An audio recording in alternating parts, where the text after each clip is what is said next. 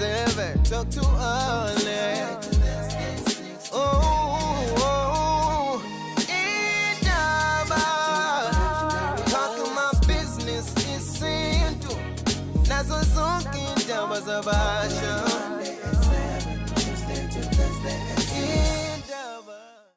Welcome to i-discussion esibanayo njalo mangabe kade kune State of the Nation address igama ngo Alex Mtiane and indaba ke is about that. Last week the president delivered the State of the Nation address. Sihlukileke lesi because kuyaqala ukuthi ku 7th administration asethule under iGNU and namhlanje njengoba kungolwesibili we have a panel of analysts nama economists and we also have important stakeholders azobe ingxenye le conversation.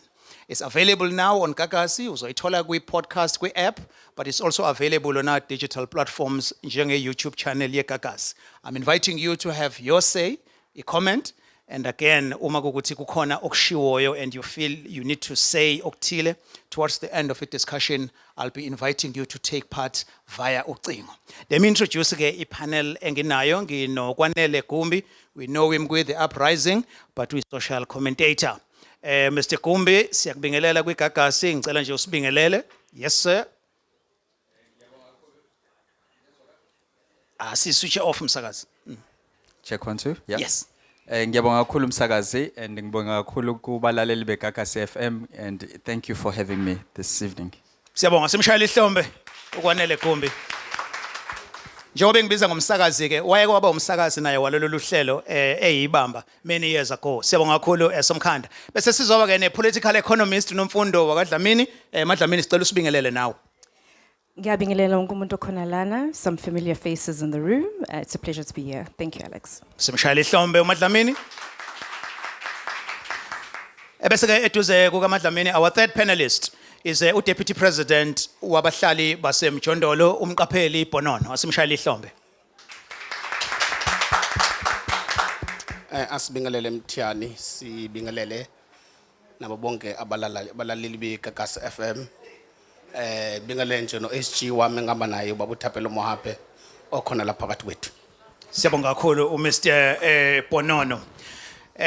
uPresident ukhulume ngezinto eziningi ngiyakhumbula ukuthi on Thursday saba ne build up to ukuthi uPresident uzokhuluma ngani. So after the pronouncements akadenziwe nama announcement nanokuthi state sikahulumeni simi kuphi ngiyafisa nje sikunikeza nobathathu ithuba lokuthi ni react to it izinto ezibe ama highlight just in brief nje ngizoqala kuwena Gumbi. Siyabonga kakhulu umsakazi. In fact, I'm always a contrarian, as you would know, and nabalaleli beGagasi sometimes they expect that of me. The venue where this State of the Nation was delivered, it's at the City Hall, not at the seat of Parliament. Our Parliament was gutted down some 3 years ago. It's not been restored. Last December, or early January, should I say, we saw in Notre Dame in Paris, when it was being reopened after its fire, we see our biggest platform as a government not being utilized for such an occasion. Now let's get into today's delivery. All the plans are always futuristic. We will, I will, it's going to be set up. Nothing of, we've done this, we're going ahead, we've delivered this, we are halfway through, we are being done. This is a president who is unpopular. Why? Because the vote said so, last 29 May. He lost the election of 50+1%. He is in there through a coalition. So you can understand he lacks legitimacy. So his plans are not different to what he said last year. Last year we had a leap year, which means it's a bonus year. We had 2 opening of parliaments, 1 closing and 1 opening because of the election year. Still, those plans of last year, even with that double bonus, you still did not see anything materializing. Unemployment is increasing, poverty is increasing, and inequality is also increasing. Fundamental things.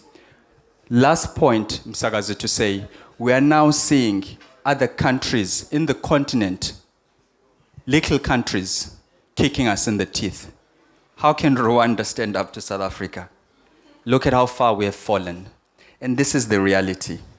We speak of the G20, which is perhaps going to happen in October. Again, it's going to be a hosting of world leaders. And that's about it. So in short, we are a former shadow of ourselves. All right, siyakuzwa Gumbi, respecting what you just said.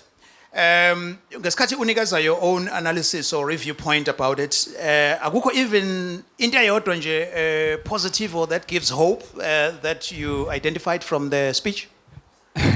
Msakazi, you know, I'm starting to be gray now, not one gray, like everything going gray. So I'm not looking for hope where there isn't. This is a head of state. He's in his second term. And his political party is going to be choosing a leader in the next 18 months or so. In fact, the plans are afoot. Everyone's vying. In fact, our biggest issue is we do not know who the next president of this country is going to be. Okay, no, ngikuzwile. So in short, yeah, in short, it's- nothing positive. You're cynical and pessimistic. No, I'm not cynical. I'm reflecting the reality. There is nothing in there. Okay, siyakuzwa Gumbi. If you got Gumbi le, uyibeka kanje. Nomfundo Dlamini? Yeah, it calls for concern.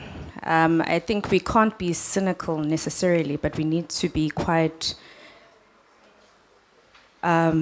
undertaking a perspective in terms of us being quite realistic with what it is that we're facing as a country. So first and foremost, the president decided ukuthi he's only going to highlight 3 strategic priorities for the country going forward, of which I think we've all heard.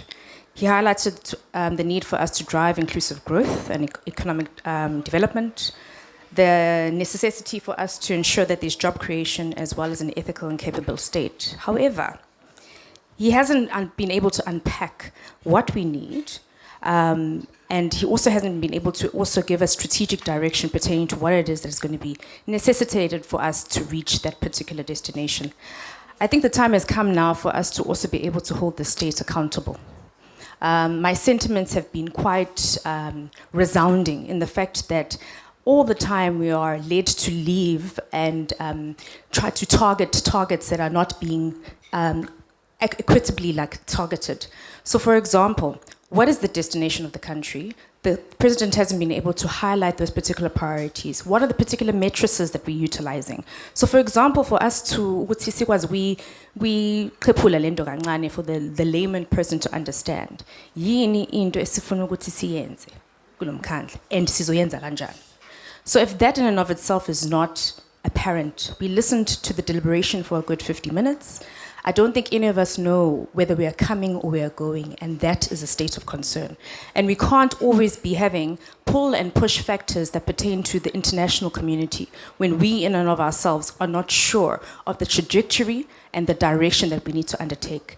Unfortunately, unemployment is rife, but we haven't heard how is it that we're going to factor employment.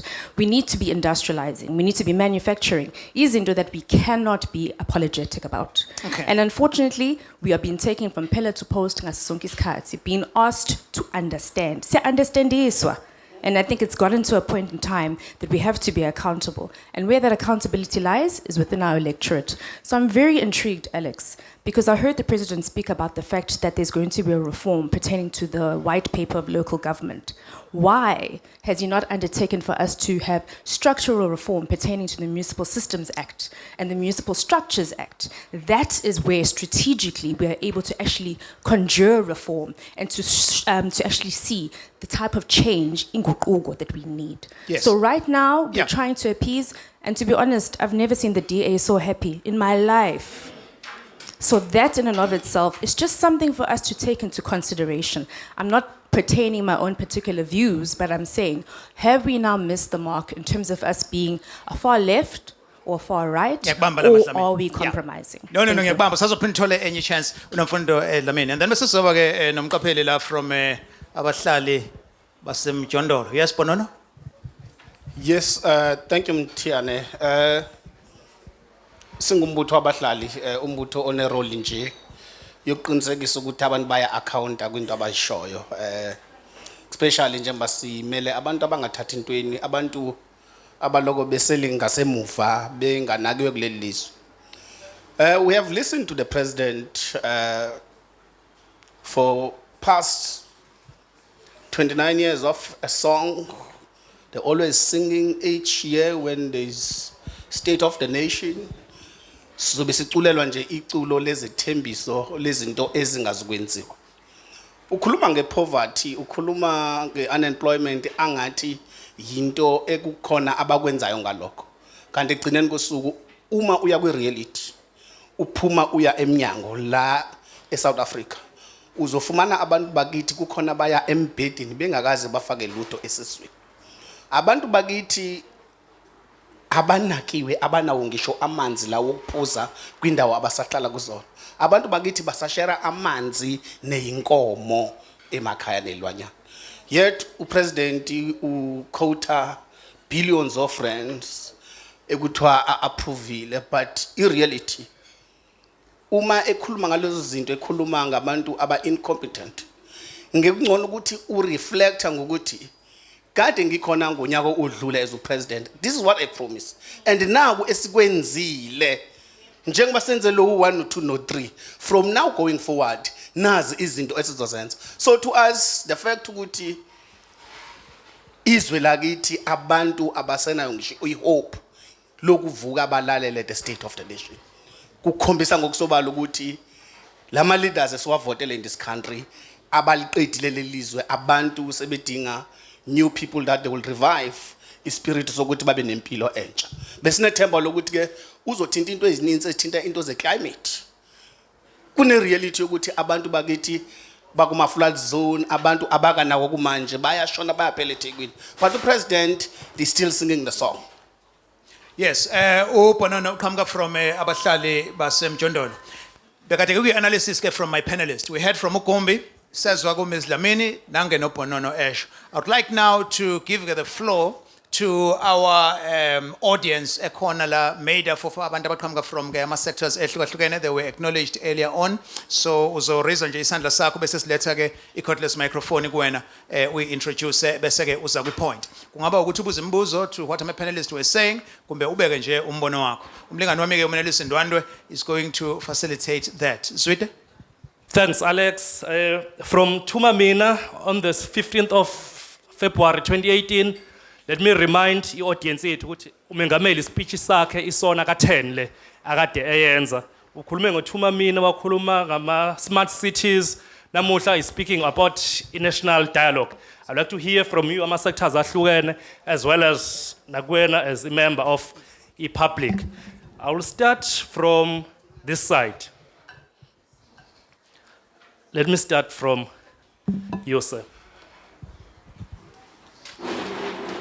Sabonga baba, sibingelele kumfoka Mthiyane lapha nama panelist na wonke umuntu okhona endlini. Sina sinhlangana nabahlali nje bahleli la. Simzwile upresident. Kancane ke leadership. Please nje if you may we introduce khona sok acknowledge kahle. Okay, siyabonga. Usizwe Cele lo, Provincial Secretary of SANCO KwaZulu Natal. Siyinhlangano yabahlali nje bahlela after having listened carefully inkulumo kaMongameli. We are very happy about inkulumo yakhe statement, and he was very confident this time around, and we are happy about the things that he has said. Because sometimes we need to agree or determine what is the purpose of the office owner. Is it about to report what has happened, or is it about to talk about the future?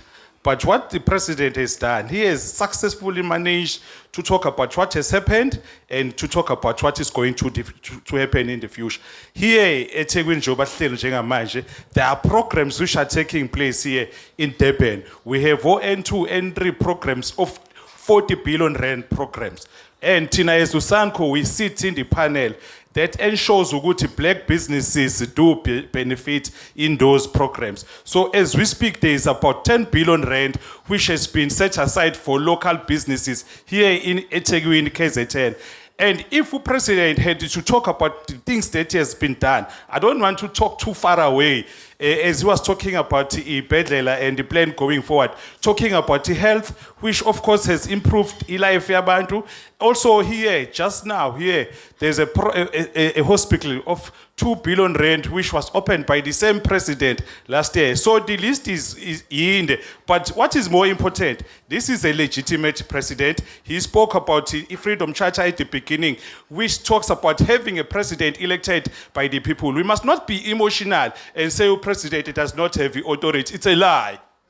Okay, no siyabonga kakhulu. Kancane nje manje Ndosi sengiyibuzela nje.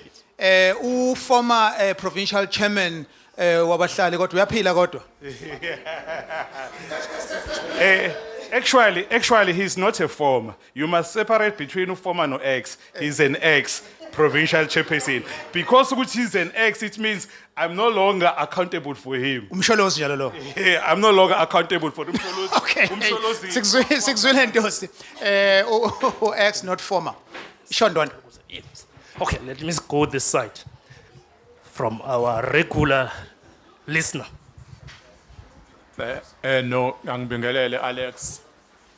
Angibingelele Alex, igama lami ngumlungisi Zondi, ngidume ngelika Mancinza mangena la kwindaba. No, ngeke ngibe mude kakhulu, but ngifisa ukusho ukuthi kwisona yangonyaka odlule ibudget yayila ko 5.6 million ibudget nje yonke yesona. I'm sure nakulonyaka lo ithe budget ukunyuka ngale nkulumo nje yamanga ethathe nje ngithi 2 hours engicabanga ukuthi enye into esivezelayo sabantu base South Africa ukuthi sisashoda ngomuntu ozoba upresident but ke liyathembisa ke ngoba sibonile ngomhla ka 29 May ngonyaka odlule ukuthi abantu ithemba labo basathembela kubaba uMsholozi ukuthi aphinde futhi alilide lelizwe but okugcina ngifisa ukusho ukuthi iParliament lelise Cape Town elasha kwathi ibudget yakhona i2 billion ukuthi lilungiswe nje but kumuzwe ekhuluma ngo20 billion ekumele abafake kosomabhizinisi abancane ukuthi sehlule ukuthatha nje u2 billion alungise ngicabanga ukuthi izwe eliyinhloko yase South Africa ukuthi lilungiswe kunokuthi kuyothulelwa inkulumo emahholo ongazi ukuthi amahholani lawo but ke ngifisa ukusho ukuthi Alex ngiyazi isikhathi sazosithola ukuthi abantu base South Africa abazona ilima balikhomisela iqiniso nyaka odlule bevotela umkhonto wesizwe kakhulukazi la eKZN nase South Africa yonke basazovotela umkhonto wesizwe siyabonga. Let us hear from the lady, Alex.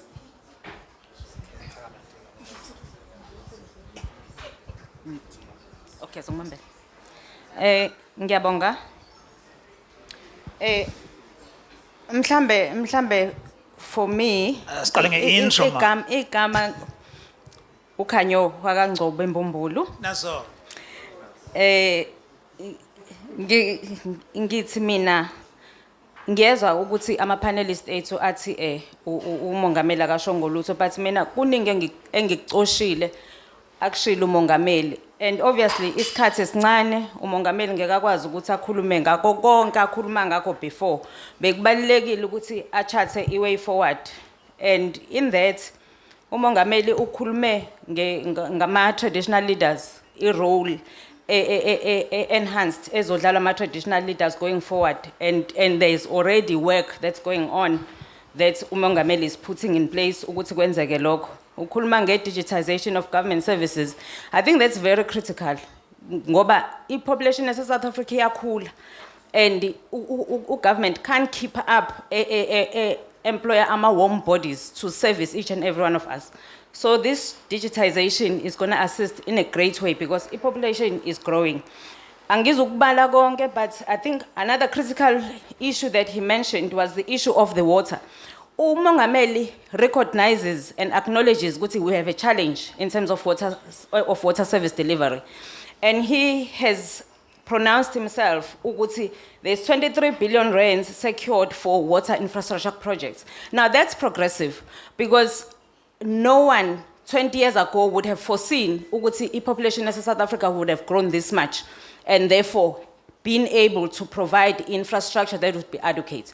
So this realization from Umongameli, I think for me it's progressive. There's a whole lot of other points, but I don't want to to take up space. Yes, Kanye. Umama Ncinza la ubekhuluma before wena uvele wasama up nje wathi ubeqamba manga. So uphendula uthini with all these notes that you've been making? Well, uMancinza is entitled to opinion yakhe, but mina lokho kusho umongameli okunye kwakho siyakubona kwenzeka ukuthi phela ngeke akusho konke in detail basazokhuluma ominister going forward with their budget speeches and everything, but siyakubona okunye kwenzeka and akuloniqiniso ukuthi amanga lawa asho umongameli. Siyabonga kakhulu ke Kanye. All right. Ngithi yabona ke ukuthi audience yethu ibalance kahle. We have the ladies very vocal and eloquent, and then we have the gents as well. You're listening to discussion yethu la sibuka khona the recent delivery eyenziwe uMengameli ekhuluma ke nge-State of the Nation address. I am with my colleague uMenelisi Ndwandwe. Siyaqhubeka nje ne-conversation yethu. Zwide. Yes, Sohlaza, I have another lady here. Omunye wabalaleli bethu.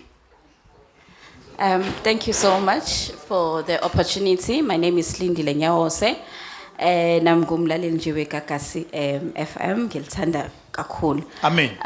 So basically, I just want to agree with Undosi, as well as my sister there from Kamakota.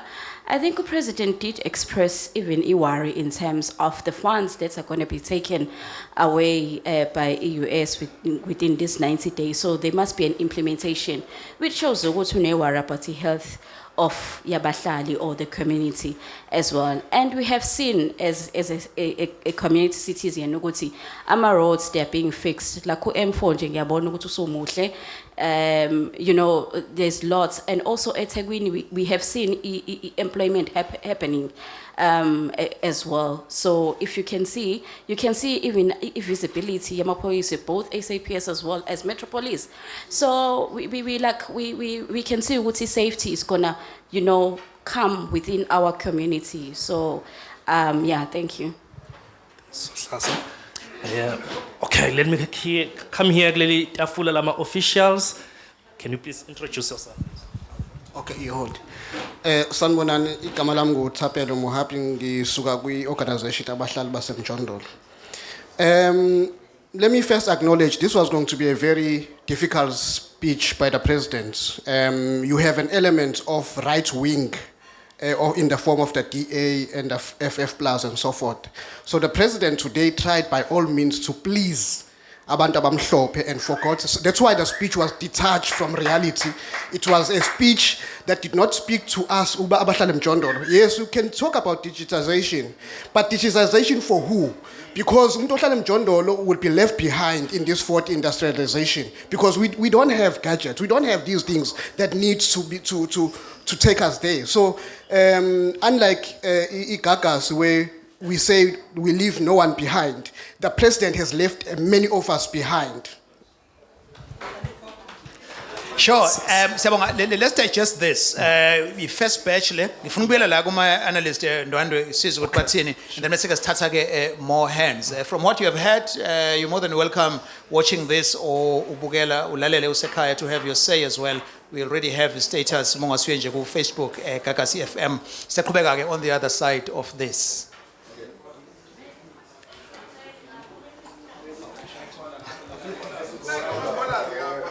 Ngiyabona ngathi kunenye isona ngapha ngaphandle.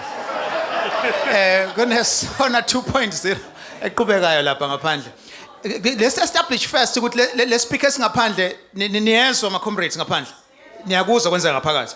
Oh, okay. So i-microphone ize nangapha. Oh, okay. Hayi ningawari. Uthi manje nani niseduze kwebar.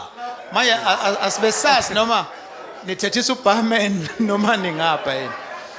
Okay. So should masibuya ke okay so kwenza njena ke masibuya uzwide uzoyibamba intambo athi 1 lapha ebese yagijima ke eza ngapha. In fact nje kwayena umshazi angathatha enye microphone eze ngapha. Asiqale sibone izandla ke esizoza kuzo ngapha. Okay. No we've noted that. So thatha nje yona le eyabahlali microphone size nayo ngapha. Okay, so masibuya ke soqala kuNdwandwe then bese ke sesithatha ke lezi zandla ke sibe u3.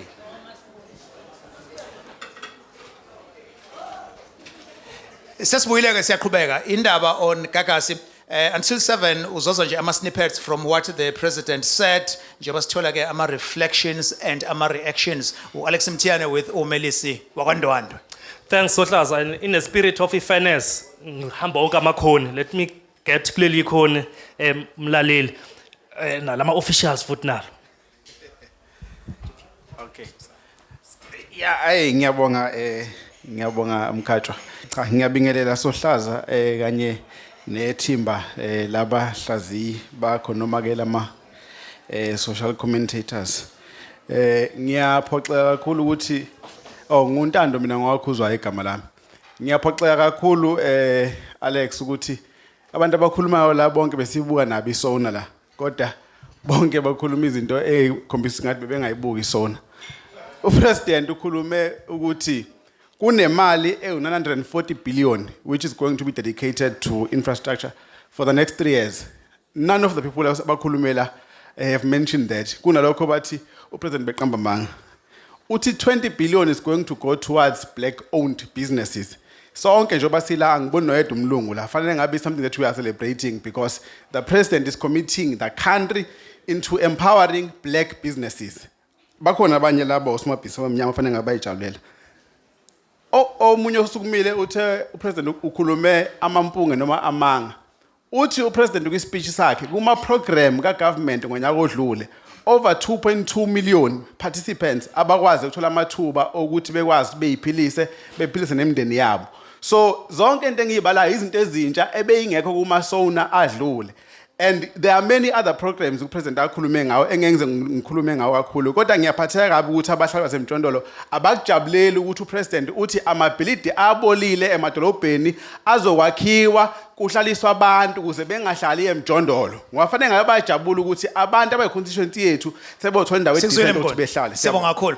Okay, isikinika i-context ekhaya ukuthi ukhuluma ngani mangabe ukhuzwayo ethi abantu abalana. What happened is that we had the screening where all these guests and panelists had to watch the broadcast of a State of the Nation address. Remember, on Thursday, even Kakase Fast Lane and Indaba were giving highlights and snippets. So now we react to what happened on Thursday. That's why you see nama visuals umuya kukakase Facebook ekteni screening and the broadcast yayikhonjiswa to abalaleli. Asiqhubekeke Zwide. Okay, ngali umshazi akengithole omunye from this side. Omunye wabalaleli yes. Sanibona.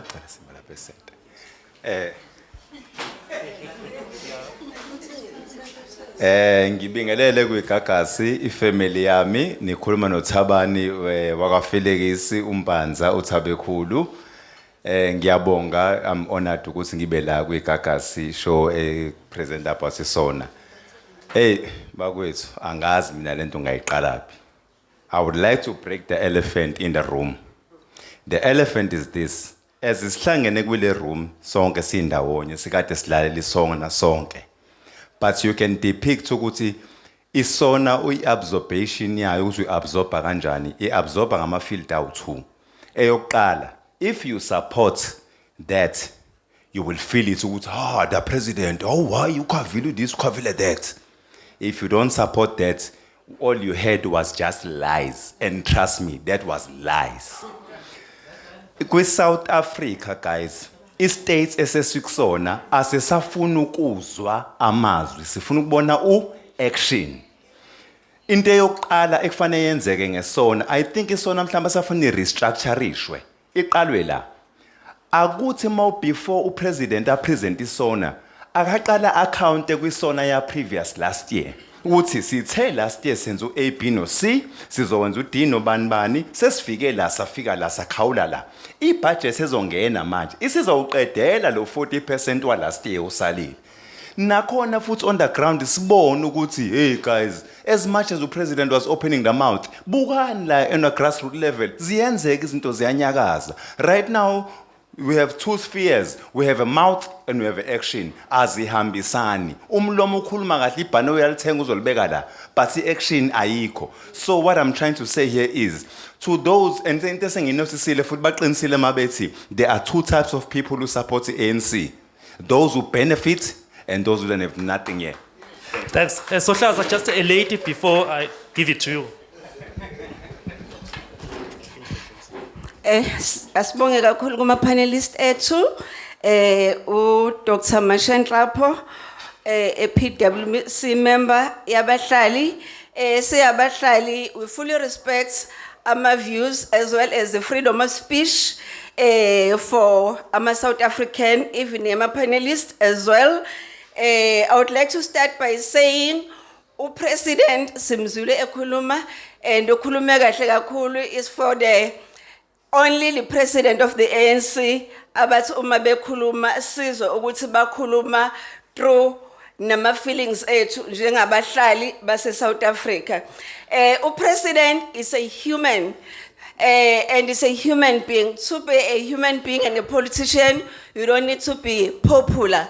But our president, it's a leader. Our leadership skills are very fascinating. Our president is one of the brilliant president we've ever had in South Africa. Our president Simbonile, our president Umatamela, ends a very notable stride. Simbonile China economic reforms, the president has displayed his business acumen and listening skill in addressing economic and listening skill in addressing.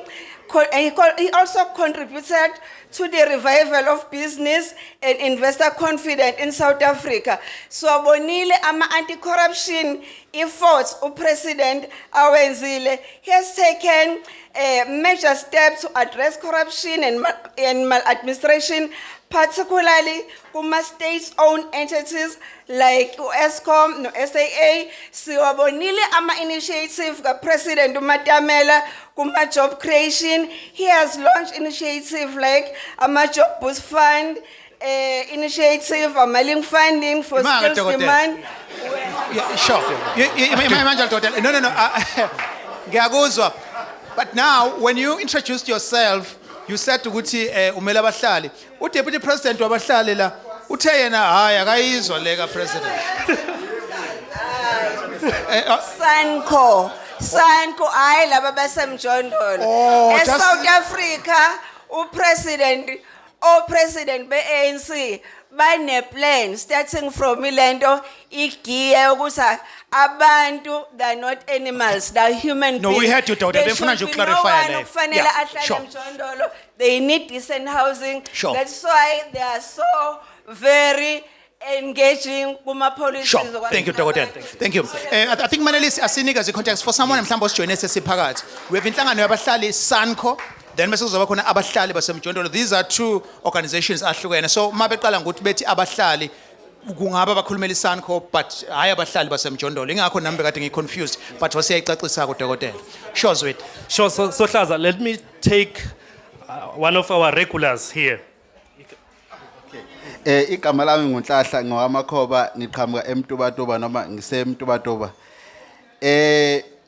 Ngiyamangala usisi ngihlala ngisho ukuthi abantu mabesa represent abantu abakhuluma njengosisi they are so unfortunate. Ngoba irresponsibility yabantu abathi bamela abantu ukuthi benze uhulumeni account. But umuntu oma esayidini ka government ekubeni engenzi lutho.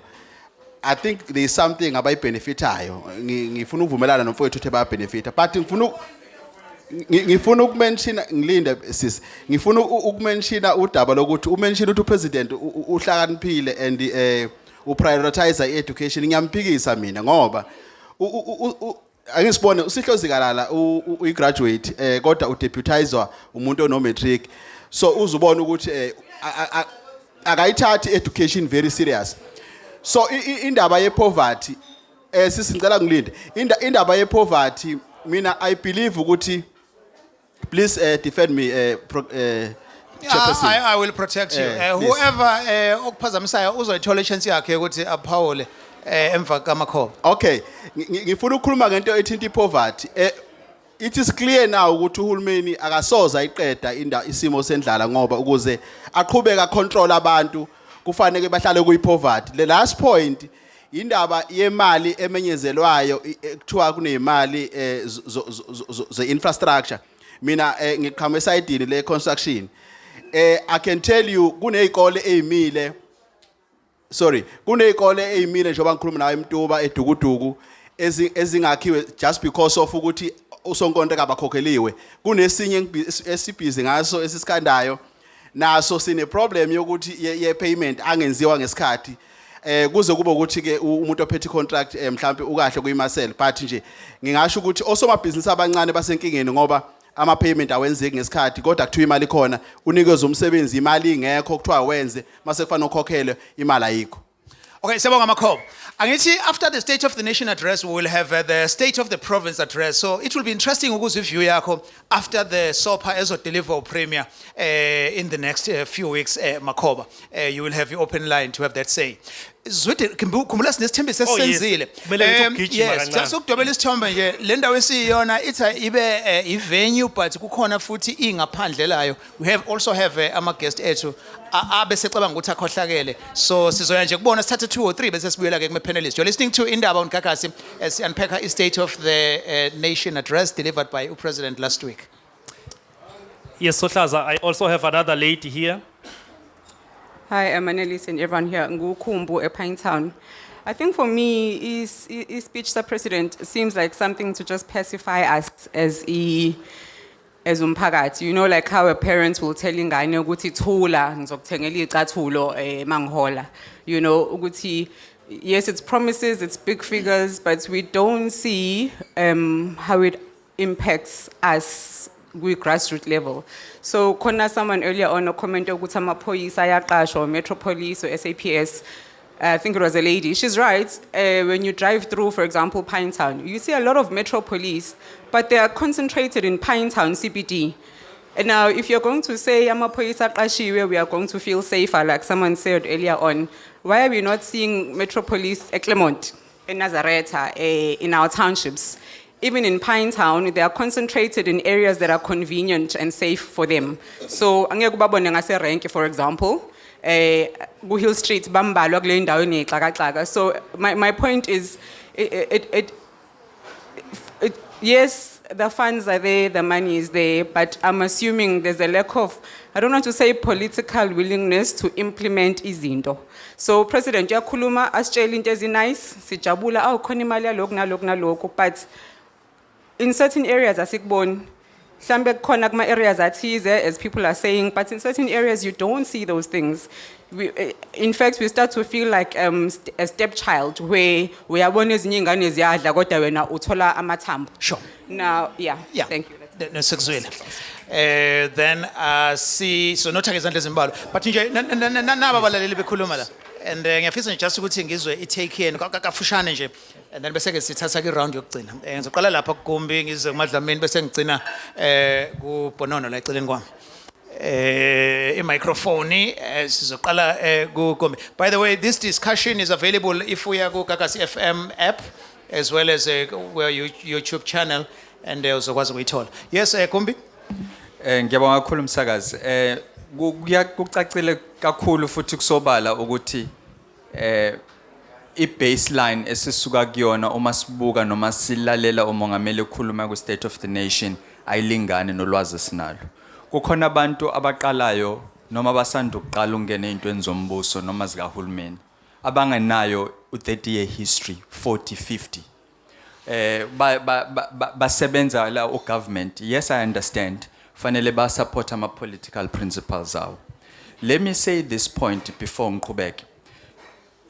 Ayikho politician in this country that will change anything with policy, with announcements ongayishintshanga the public service employees.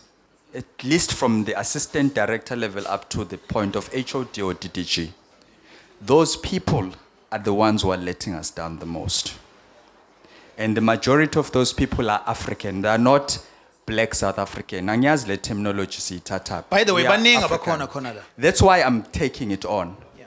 Those are the people who are letting us down. Ba ama toll gate ethu. When we do business, sidlula kubona, siyabanikeza izinto. They are even carrying excess weight. Bakhona la. You understand? Those are the people who are traitors to the liberation cause. Imake Gombe, when you say sidlula kubona sibanikeza izinto, what do you mean? Meaning they request bribes for any program and tender of government. There is nothing you get done just simply following due process. There is nothing. Ayiko into ongayenza, ungathandazanga, ungambribanga, ungayenza anything extra. Yabona when a president announces a program on a plan, don't think the delivery of that is straightforward. Not in this country, not with these public servants. It doesn't work like that. I've been in business, as you would know, for so long. I know this. Young boys starting in government, they start with the mindset of corruption. And they expect us to live in a rosy world. Makufika umlunga nkwankwaze because they can't even articulate themselves. They don't even have the confidence to ask the same thing they ask of us. Yes, yet they are here now posturing, supporting. Why? Because they are singing for their supper. Cut singing both sides, all right? And that's why we have no respect for them, because they have no respect for us. They're self-hating Africans. And no matter who the head of state is, no matter who the politician is, no matter which political party, for the African section of this country, Okay. if you haven't changed that lot, Yeah. you're wasting your time. That's a few Gombe. And by the way, we do have civil servants here, so mabene chance ukuthi bangayiphendulela, they're more than welcome to raise their hands. Beku uGumbi, Dlamini? No, thank you, Alex. Ngizocela ukuthi ngithathe maybe a bit of a different stance on the basis of not only being an academic, but a seasoned professional within this realm. And I think khona izinto ezibalekile that I don't want us to lose in the sentiment, in the heat of the moment, right? And some of those pronouncements pertain to how it is that this country is going to be structured going forward. The president spoke about the fact that our spatial dispensation has not been changed since apartheid. And he alluded to a coastal city, which I think some people might be aware of, pertaining to the Eastern Seaboard. Wailuda, but we didn't quite get to the sentiment in terms of what are the things that are not allowing us to change the spatial form of the country. But fundamentally, we can't be doing the same things and yet expecting different results. So I want to first start here. A point I think that we need to also be able to discuss and have an element of critical thinking is something as integral as saying we will be changing the funding model of municipalities, and there'll be a review in this regard.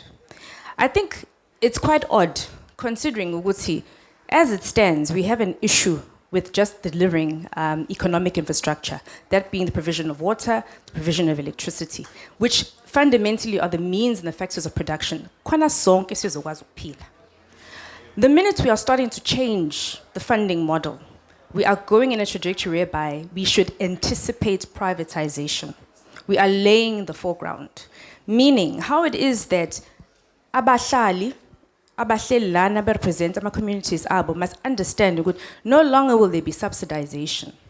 What you have is what you have. If you don't have, you don't have. Yes. And so I think, Alex, this is quite critical because it also means, Uguti, the particular arm of government which is there to ensure that we are garnering investment, we are garnering jobs, because jobs aren't created at national level. Yeah. They are here within our municipalities, within our locales. Kulaba futhi who are representing traditional leaders, Jobu Kanyoga, De Esho. It's going to be quite important for us to be able to see we are landing these type of interventions in particular places. In Fundo, when he mentions Itego and resources being given to support, is it not a model, a benchmark? A great deal of work has been done at Tegwini. We expect it to happen elsewhere. Strangely, we are kuluma about ensuring that there's money that's brought in for infrastructure, right? However, we're not actually addressing the cause of the effect, if you're hearing me. So for example, if we look at infrastructure, corner, if someone can please raise their hand outside of the N3 upgrade, outside of the N2 upgrades, where is it that within your locale, nabona gumbiwa mapipe, kufagwa other elements of, I'm not saying about maintaining things that are broken. I'm saying where it is that we've been able to input things, whereby we are now utilizing a different mechanism. Reservoirs, for example. Lang kamga khona ke mina kuyindawo ekuthiwa kwaza ngaphezulu ngaseMaritzburg. uthola ukuthi umngeni subuka khona la sekwazi ukukhomba. But yet, sine issue yokuthi the provision of water is not there and attainable for abantu who are so close. So it's quite important ukuthi uzongipha kancane nje. Uzongipha kancane ngoba I heard some sentiments also pertaining to the fact ukuthi njengoba sihleli lana ngathi besingezwa kahle wasihlaziyi kahle. It's very important ukuthi we are able to also kind of diversify my perspectives ethu. Zihlobo. Ngoba fundamentally, if we're only going to be listening to abantu who agree with and not also being critical enough, fundamentally we are now accepting the status quo. And if you look around you, it warrants for us, I'm not judging, I'm not giving precipice to anything, but I'm saying we cannot accept the status quo if we are wanting to impact change. Doing the same thing is not going to guarantee us a different results. So this is the chance for us to come with our ideas. I mean, I'm an innovation specialist. So let's come with our ideas and let's impact that in order for us to have change. Thank you. Siyabonga. Bonono, your take? Yes, Tiane. Angisho nje ukuthi it's really very disturbing. Ukuthi some issues esixoxa ngawo manje asikunake ukuba sensitive kwawo. Uma sikhuluma ngeissue yokungalingani kuleli lizwe, fanele sikhumbule ukuthi kungani kuleli lizwe siqeda u30 years weminyaka kuthiwa sanikezwa inkululeko. Kodwa usaya kwindawo ezifana nemijondolo ufumane ogogo abantu abakwe old age abano 70 to 60 to 90 years. Kodwa kuthiwe sinohulumeni onakekelayo. Kungani fanele uyoshona la komzinyathi ukhuluma ukuthi acknowledge upresident indaba yamanzi. Mina ngingacela igagasi nje siphume na bonke abahlala abaphawula la ngaphakathi siyobuka ireality eminyango. Siyobuza abantu basemzinyathi kungani bengenawo amanzi kodwa kube kunedam elikhulu lapha ehezemi eduze kwabo. Kungani abantu abakhishwa bemka nama flood. The very same government wabathatha ebapromisa ethi uzobanikeza abantu. Ngithi asiphume manje ngalomzuzu siye la ko Clear State ko Reservoir Hills siyobabheka kungani bebhandwe emaflatini benganikezwe indawo zokuhlala. Yet upresident wezwe ukhuluma ngokuthi uzokokha amaflati anikeza abantu. Iqiniso limsulwa njengoba thina sifila ngokuthi sishiwa ngaphandle and upresident ube ne pressure yokuthi maka address interest yabantu abadla kangcono abantu ekuyibona abangathatha intweni kwelizwe bashiwe eminyango. Yingakho singeke sikwazi ukuthi sithe noba silalela vele hope asenayo. Laba abantu bamzwile yilaba vele ababenefitayo. Kuyo yonke izinto eziphumayo. Iqiniso nje limsulwa emsakazi. Sure. You go ngisho kuma RDP houses, some of the things esi campaign esizilwela kakhulu. You don't even get RDP house if you don't carry a membership card of ANC. You have to struggle, you have to fight ukuzifumana. So labo bantu ke yibona impela laba abafike la bakwazi ukuthi bakhulume baqinisekise ukuthi bona baya defend. But ukusho nje konke kuzofanele sithi uma ngaba sikhuluma sike sicabanga ukuthi kuleli lizwe issue yokungalingani sure ise deep kakhulu esafane siqhubeleke nokuyilwela kuleli lizwe. So siyabonga. Yabona ke Nomfundo, this is what you did ke. Ubusungafuni ne microphone and then siyabona ukuthi uswenzeni namakhelwane usehamba la enyathelweni zakho. Sizobuya abahlali sibanikeze ithuba kwindaba ke bekhulume nje isikhathi esanele. In fact we can even make a lokhuzana a program when nabo bezoba khona beyikhulumele ke ngokwabo. Ndwandwe sesiya wrap up manje sothatha izandla ezimbalwa. Just 3 hands just 3 hands Sohlaza. I will take our localist, umlaleli wethu, ngithatha politician and the civil servant. Base sisuka lapho bese sivula ibar, right? Yes, bese siyabuya. Uphindile lona wakwaNxasana.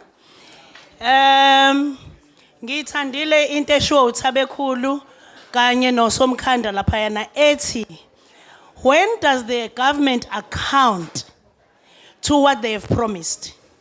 Now, if a government can create a blueprint, of what they've promised, a vision lay, and then ba break it down into ama KPIs, key performance indicators.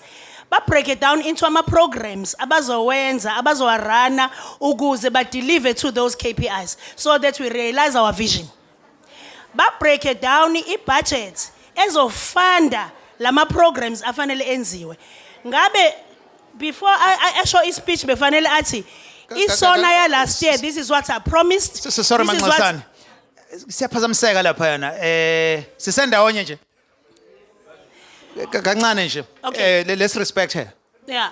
Isona ya last year bekufanele athi this was isona last year my vision and these were the KPIs out of the sona and these were the programs, this was the budget, this is what you achieved and this is what you didn't achieve. And the reason why we didn't achieve this is because of 1 2 3 4 because this is just a promise. We want implementation.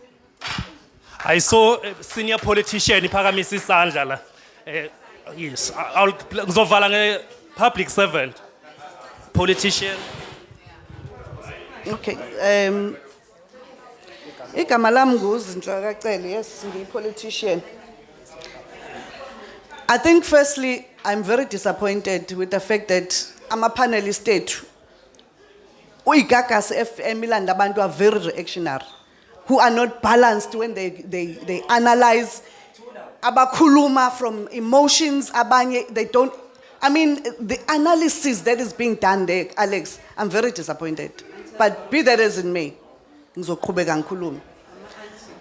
You see the way uKwanele akhuluma ngayo towards abasebenzi bakahulumeni, it's not fair. It's not all abasebenzi bakahulumeni ababehave that way. And he goes as a even personal. Abize ingane zethu ezifundile ehambile zama universities zathola ama opportunity, a black brother speaking like that. We are not saying that there are no issues. There are issues. Ngize to usisi wami check her name, Madlamini. I understand her, she's a technocrat naye ngendlela yakhe, but we are contradicting in many things. Ukhuluma nge-municipal, ngama-policies, ngamaspala, uyambona ukuthi she's never tracked ukuthi kade eshintshwa ama-systems act ne-municipal acts, ayashintshwa. Upresident ukhuluma nge-funding model ezosiza abantu bakithi. Upresident ukhuluma goes down even ati ama-potholes. We must deal with the issues of potholes. We must deal with the issues yongaqoqwa kwadoti. We must deal with the issues amanzi. Mokhuluma ngemzimvubu water, Lokhuza, it means there is funding ekhona njengamanje kwakhiwa idamu. Hey lo baba lona. Kunedamu elakhiwayo. Elizokwazi ukusi-assista nge-issue yamanzi. He said it and washo wathi kwaZulu Natal. Now ama-analyst ethu awakhulumi ngezinto ezikhona, awakhulumi ngebudget. Umzimvubu uMkhomazi water azosiza. There are people abane-anger kakhulu. Uyabo? Umuntu asukuma athi uhulumeni akenzanga lutho. Mina ngwakaMashu, there's Pixley Isaka Seme Hospital, which is one of the best hospitals that you have. In the you are not balanced. Okay, let's do That this. is why your panelists are not balanced because we are unable to respond to izinto abantu bakho bonke abazishoyo. Your panelists- Wait. I'm giving you a last chance. President President, 40 seconds to wrap up. He's saying uhulumeni akenzanga lutho for abantu bama-floods. Uthi bahlele ema-flatini. People were moved. Uyambona ukuthi aka understand. Abantu bama-floods bhuti wami, they lost everything. Uhulumeni wabathatha mina ngiqhamuka kaMashu. Where I come from, eBhambayi, basuswa kwangekho lutho. Abantu bathathwa bayobekwa ema-flatini where they benefited indawo zokuhlala. Abahlale emjondolo, bahlale ema-flatini. Okay, sure. Yes, Sokaza. All right. Yeah. So thatha izandla nje ezimbili zokugcina. So thatha lesi nesense From a public servant, I will say ukuthi. Yeah. Igama lami ngiwulindwa semakhuzeni eSpringvale.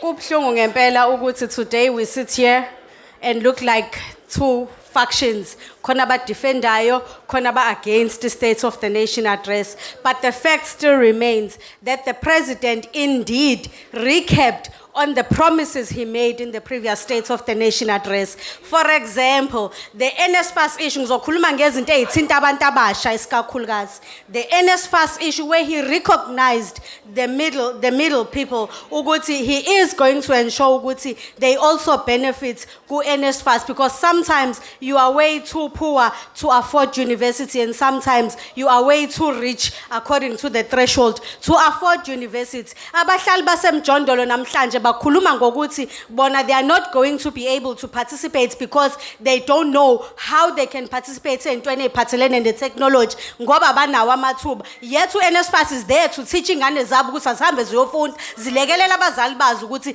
bakwazi ukuparticipate in this AI in this world we are living in now ekhulumisana nge-AI. In regards to the economy, the president spoke about opening the economy. Yes, we may say that we do not have the infrastructure to open the economy, but at the end of the day, what did you have for you to say that we are not going to open the economy for the world?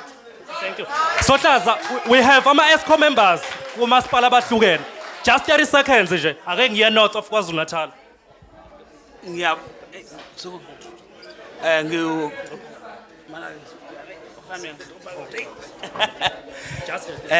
unibingelela Alex baba umkhwanazi wasebaqulisini umeya womkhandlu. Mhlambe ngifisa ukusho nje into eyodwa. Izwe lisenkingeni yezakhamuzi ezithukuthele. Zithuktheliswe ukungafezeki kwezethembiso. Yabona ke we are sitting in a ticking time bomb. Kodwa uma ngibuza ngenkulumo kaMongameli kimi nje ama areas amaningi ebengingafisa ukuba abe covered, yes abe covered. I question enkulu engahle ngehlule kuyiphendula ukuthi kuzokwenzeka yini. Ngifisa ukuthi sazi into eyodwa kusazoba namasopa ngesikhathi ondunankulu bethula izinkulumo kuzobe kuhlezwe kanje nakhona kusho lokho kusho ukuthi benza ama lip service. Nathi njengomeya uma ngabe sihleli sikhuluma nezakhamuzi kuthiwa senza i lip service, kodwa wonke umuntu okuyi area okuyi position of responsibility uma engathi take irresponsibility kube khona akwenzayo, ngoba zonke lezi zinto umongameli ayishilo zizokwenziwa ama departments.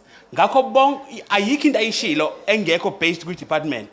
Ngakho ke uma uminister bonke bezothi man up benze lokho kufanele bakwenze hleze for the first time kungenzeka ukuthi kufezeke izithembiso azenzile. Kodwa konke akwenzile namhlanje izithembiso ezibukeka zingehlukile kwezake zenziwa. Kodwa sonke njengama South African sine responsibility yokuthi sithi calm our nerves and do what we can to support Hulumeni. Sohlaza, let me run to another ESCO member from uMasipala i-host yethu. Sibheke lapho i-ESCO member kade iphakamisile la uMadlala uCouncil. Yeah, no siyabonga kakhulu. Ngicela ukubamba. Okay. No siyabonga kakhulu. Ngicabanga ukuthi ngoba umuntu usengena ngakwi tail end uNkosenhle Madlala khona la eThekwini. Umongameli ngawuthi uMasipala phela njengeTheku omenshiniwe kwisona. Balekile kakhulu leyodwa ngenxa yokuthi izakhamuzi zaseThekwini beyikhala kakhulu ngezinto ebengahambi kahle kusukela ngesikhathi ama floods kuya ngesikhathi se 2021 unrest nezinye izinto. President came in a presidential working group and so fakazi ukuthi we've turned the corner where things are turning around. Si enjoy kule festive season sibe no festive season ebe inama visitors amabhishi evuliwe zonke izinto zenzeka. It's through the efforts of the presidential working group and kufanele siconsolidate from there. In terms of into yamanzi, for instance, sihappy ukuthi upresident umention izinto eziwu2 ezibaleke kakhulu. Yokuqala uMkhomazi dam that was mentioned. I project leyo ka 40 billion rands. We've realized ukuthi eThekwini iproblem yenye yamanzi ukuthi idingo zamanzi ziyayidlula isupply ekhona esiyisupplywa umngeni umsunduzi ngakho ke kubalekile kube khona amanzi esiwathola kwenye isource ke manje umkhomazi 40 billion has been invested from ama-coffers aseThekwini and national government lokho kuzo improve kakhulu into yamanzi eThekwini. Into yesibili eshiwo kwisona into yokuthi amanzi nogesi as essential services will be ring fenced. We realize ukuthi problem efacene nomasipala ukuthi abaningi abanayo imali eyanele ukuthi bakwazi ukumelana nalezi idingo. So if lama services ezo ring fence kusho ukuthi nemali ezolethwa kubona will not compete with other things izobhekana ngo nokuprovide lezi idingo. Okugcina the white paper on local government ifuna ukukhuluma nento ethi touching on into ye funding model dadwethu. I-funding model lekukhulunywa ngayo is not into privatization. It's realization that ezinye zeyinkinga ezibhekene neTheku. In eThekwini, for instance, we have more than 600 informal settlements. Labo bantu lawo baqhamuka komasipala aba-dysfunctional because they do not have a revenue base. Now, i-model entsha will look at umasipala omncane ofana noMzumbe ukuthi singenza njani ukuthi lo masipala ube ne-revenue base ukuze abantu bakhona bangasuka eMzumbe beze eThekwini bazohlala emijondolo kwese kwanda. Yeah, thank you. I think Sohlaza.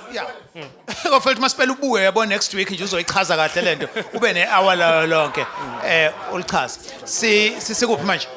Just nje from amunye wabalaleli bethu so that kwazi ukhanyisani. Ngiyanibingelela balaleli ukhanyisana eMaritzburg. Yazi ngibhlungu nje kakhulukazi abaningi beANC belokho besifunza ngoRamaphosa ekhuluma amanga wodwa. Lapho engihlala khona mina anithuleni nitholile ithuba leni aninginike isithuba. Njengamanje lapho engihlala khona sinamanzi. Awekho amanzi. Yebo. So lento ekhuluma uRamaphosa into engekho. Ngicela nithule sisi. Nayiba thula ulalela. Qhubeka Ncopho. Qhubeka. iANC ayithule lokho isifunza ngoRamaphosa ekhuluma into ayodwa iphuma. Yonke lento ayikhuluma la into engekho akukho ngisho kodwa akhulume ngakho ase akwenzekile ngikubona mina ngakhoma. Njengamanje sinenkinga uzokhuluma ukuthi uShanela ubopha imoto. Uyibopha uShanela imoto. Azasibone kuphi lapha ashona khona. Okay, let me sweep with omunye umlaleli wethu. Ngiyabingelela igama uSiphamandla Gumede ebaqulusini. Mina mhlambe Sohlaza ngizobingelela bonke abalaleli bendaba. Mina nginenkinga mazoba mhlambe inkinga yethu ayiqala silapha government. Inkinga yethu iqala ngerole yethu thina ama academics. Mina ngoDr Sipha Gumede.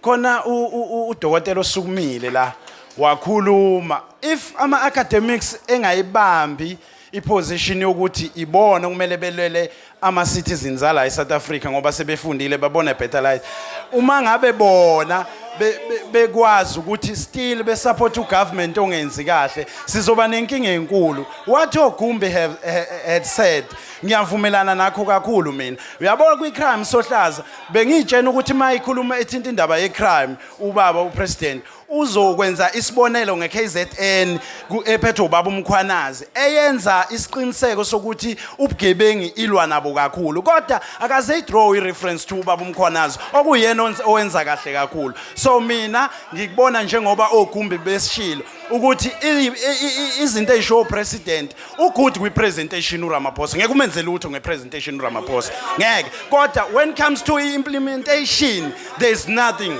Thank you. Sohlaza. All right. Aye. Siyabonga bekuse part 1 lo. Over the next few days sizoyi break it down. Buka nje asikhulumanga even nango 300 days wakagesi ne load shedding. Kusekuningi esizokhuluma ngakho indaba yama scales, indaba yase DRC and all of that. So over the next few days indaba is all about that. Let's take this opportunity to thank ama panelists ethu umnumzane ukwanele Gumbe siyabonga Somkhanda. Sibonga kakhulu Sikhangane and sibonga kakhulu ukuthi usiphele lithuba. Kuwona wonke umuntu oyisakhamuzi salelizwe siyazi ukuthi siyalithanda. So yonke into esiyibhekayo uma ingafani do not despair. But we are all covering all bases and it's okay to disagree. There's nothing wrong with that. At the end of the day, we are brothers and sisters. Kodwa kubaluleke kakhulu asingakhohlwa ukuthi we are losing time. Time is one of the most precious resources. And then as a final parting shot, Skangan, I normally attend the budget, which then gives me a better understanding of what SONA does. I-budget yethu uma uyibheka isho izinto eziwu-2 ezi-dominant. Into yokuqala ishoyo ithi u-46% plus wama-citizens ase-South Africa are living on income grants and increasing. The second and most important thing is that our budget from tax collections is servicing international foreign dominated debt, meaning isona lesiyibona yama spending. Yeah. I-budget yakhona does not always correspond. Akuyona isona yokuqala lesiyenzayo.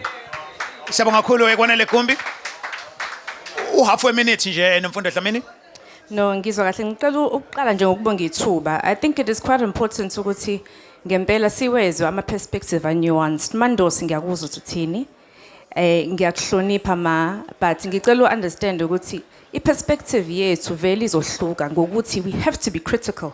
Ukuba critical does not mean that I oppose, but I'm just giving a nuanced perspective yokuthi kokwenye ihlangothi fanele sibuye sibheke izinto enje ngoba mesingazi ukuthi yini into efanele siyilungise sizoyenza kanjani ukuthi izimo zishintshe. But fundamentally ngifuna ukulina kakhulu kubabshamase hayi ngoba ngihlobene nabantu bakaMkhwanazi, but I think my fundamental stance ngokuvala ukuthi it's time for accountability. Mewukuthi njengoba namanxasana kade shilo ukuthi if we can't measure ourselves, sazi kanjani ukuthi what it is that we're doing is going to give us the requisite benefits and the requisite effects ekugcineni. So fundamentally iyona into esiyidingayo. When I'm speaking njengoba kade kukhuluma uCouncillor Madlala i-ex-member yaseThekwini about the fact that there's going to be structural reform, especially in our local government level, I think those are the type of things that people need to be informed about. Ukuthi what does it actually necessitate? Lezo zinto zizoshintsha kanjani, not just from a legislative perspective, not just from a policy perspective, but also pertaining to strategies and interventions. Ngibonge kakhulu. Siyabonga kakhulu. Madla ucela uyambiza usevele wasuka lapha ekhoneni nangila isekhona manje. All right. Yes, Papa. No, thank you so much. Thane siyabonga kakhulu nathi njenganombutho abahlali. Sizizwa sithobekile ukuthi sifumane leli thuba. Sibonga kakhulu nje nokudirector ngokuqinisekisa ukuthi asesali ngasemuva nathi soba ingxenye yalombuthwana. Sizawuqhubeleka ke thina ke nombutho abahlali nokulwela abantu ukuthi balifumane bal-enjoye ilungelo lokuhlala nabo kulamadolopha abagxoshwayo kubo uhulumeni wethu esovotelayo. Sizawuqhubeleka futhi nokuthi si-engage nawo uhulumeni towards kwenye ezinye izinto ezi-announcwe ngupresident. Sizoqinisekisa ukuthi kufanele be-accountile. Sure. Ekugcineni kosuku siyafisa ukusho ukuthi kuzobaluleka ngempela silelizwe ukuthi uma sifuna uku-engage kuma issues esibhekene nawo kuzophoqeleka ama emotions esiwabeke eceleni. Sikuvumele ukuba ukcriticizewa. Sometimes at times ukcriticizewa it's a way yokufanele ufunde ngayo ukuthi mangakho amaphutha enwenzayo eminyango kubantu bakithi abahlwempu nabasolela eminyango. Siyabonga kakhulu Mthya. Siyabonga kakhulu nathi. This brings us to the end of discussion year 2. Siyabonga kakhulu to ama panelists ethu. Ubonono from abahlali basemjondolo kuzoba ke uMiss Nomfundo Dlamini kanye nomnumzana uKwanele Gumbi. Bese ke sinibonga nje nonke ngokuthi ke nibe khona nembono yenu and sesiqeda nje. Hayi vele kumele sikujwayele. The discussions that we host eGagasi, they are about this. This is what happened when you are a media organization that is not captured, that give people bonke isikhathi ngendlela efanele. Fanele sikujwayele ukuthi asisoze sabona ngasolinye. We appreciate it and ama conversations ke azoqhubeka. Mlaleli ke ekhaya, you can watch this conversation izoba khona on our platforms eGagasini nane podcast yakho uzoyithola futhi kwi app yeGagasi. Indaba. Thanks to umlingani wami uMnelisi Ndwandwe kanye ke no producer umnumzane uSiphelele Nzuza. Asishayile ihlombe, we did well.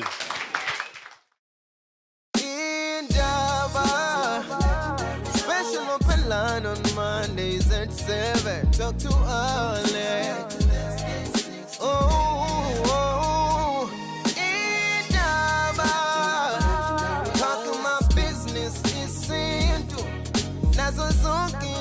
was about you.